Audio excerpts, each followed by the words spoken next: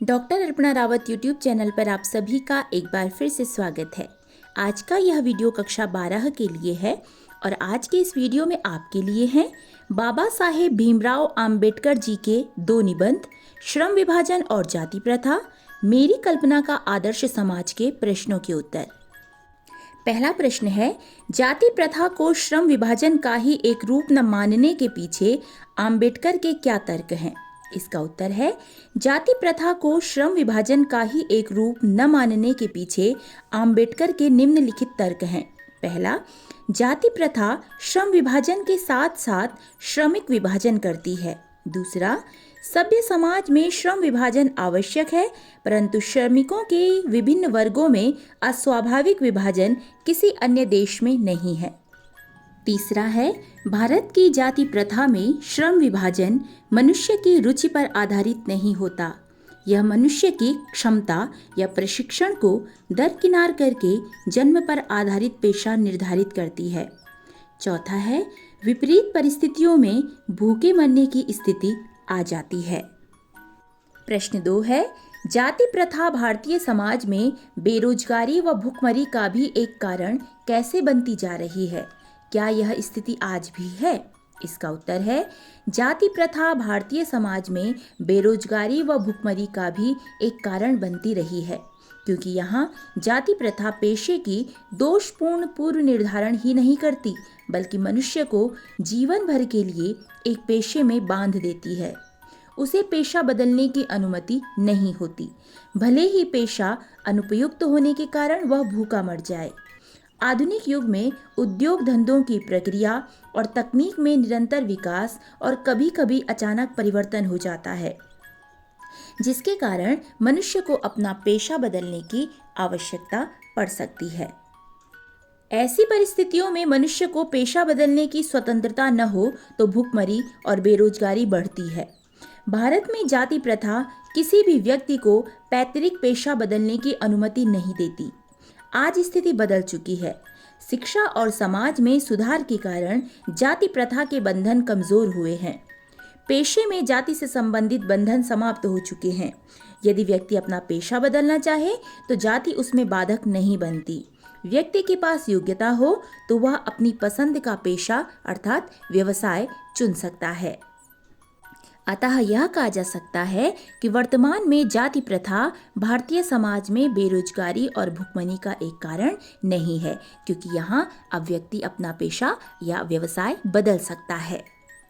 प्रश्न संख्या 3 है, लेखक के मत से दास्ता की व्यापक परिभाषा क्या है? इसका उत्तर है, लेखक के विचार से दास्ता का अभिप्राय केवल कानूनी पराधीनता नहीं है। दास्ता की व्यापक परिभाषा है किसी व्यक्ति को अपना व्यवसाय चुनने की स्वतंत्रता न देना। इसका सीधा अर्थ है उसे दास्ता में जकड़ कर रखना।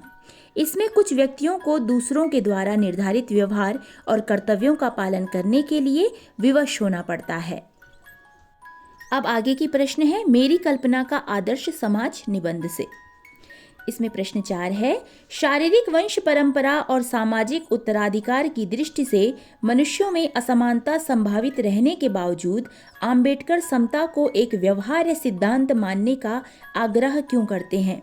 इसके पीछे उनके क्या तर्क हैं?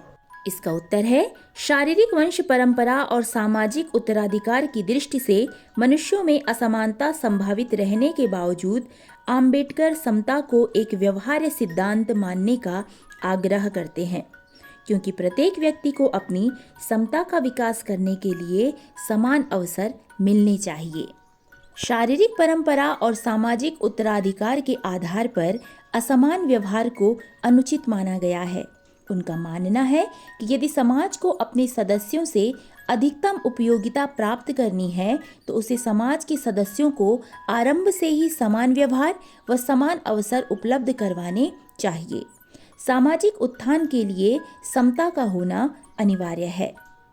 प्रश्न संख्या 5 है, सही में अंबेडकर ने भावनात्मक समत्व की मानवीय दृष्टि के तहत जातिवाद का उन्मूलन चाहा है, जिसकी प्रतिष्ठा के लिए भौतिक स्थितियों और जीवन सुविधाओं का तर्क दिया है।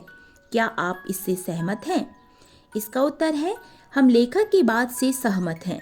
उन्होंने भावनात्मक समत्व की मानवीय दृष्टि के तहत जातिवाद का उन्मूलन चाहा है, जिसकी प्रतिष्ठा के लिए भौतिक स्थितियों और जीवन सुविधाओं का तर्क दिया है। भावनात्मक समत्व तभी आ सकता है जब मनुष्य को समान भौतिक स्थितियां और जीवन सुविधाएं उपलब्ध होंगी। समाज में जाति प्रथा का उन्मूलन समता के भाव से ही हो सकता है। मनुष्य के प्रयासों का मूल्यांकन तभी हो सकता है जब सभी को समान अवसर मिलेंगे। जातिवाद का उन्मूलन करने के बाद हर व्यक्ति को समान भौतिक सुविधाएं मिलनी चाहिए, जिससे उनका विकास हो सके। प्रश्न संख्या 6 और अंतिम प्रश्न है, आदर्श समाज के 3 तत्वों में से एक भ्रातृता को रखकर लेखक ने अपने आदर्श समाज में स्त्रियों को भी सम्मिलित किया है अथवा नहीं। आप इस भ्रातृता शब्द से कहाँ तक सहमत हैं? यदि नहीं तो आप क्या शब्द उचित समझेंगे या समझेंगी? इसका उत्तर है, लेखक ने अपने आदर्श समाज में भ्रातृता के अंतर्गत स्त्रियों को भी सम्मिलित किया है। भ्रातृता से अभिप्राय भाईचारे की भावना अथवा विश्व बंधुत्व की भावना है। जब यह भावना किसी व्यक्ति विशेष या किसी लिंग विशेष की नहीं है तो स्त्रियां स्वाभाविक रूप से इसमें सम्मिलित हो जाती हैं। यह शब्द पूर्णता का द्योतक है, अर्थात यह शब्द पूर्ण है जिसमें स्त्री और पुरुष दोनों ही सम्मिलित हो जाते हैं। तो ये थे श्रम विभाजन और जाति प्रथा और मेरी कल्पना का आदर्श समाज के प्रश्नों के उत्तर। यदि पाठ से संबंधित आपका कोई प्रश्न हो तो आप मुझे कमेंट में लिख सकते हैं, और यदि आप कक्षा 12 के लिए कोई दूसरा वीडियो बनवाना चाहें तो भी आप मुझे कमेंट में लिख सकते हैं। आपको वीडियो कैसा लगा ये मुझे अवश्य बताएं। वीडियो में अंत तक बने रहने के लिए धन्यवाद।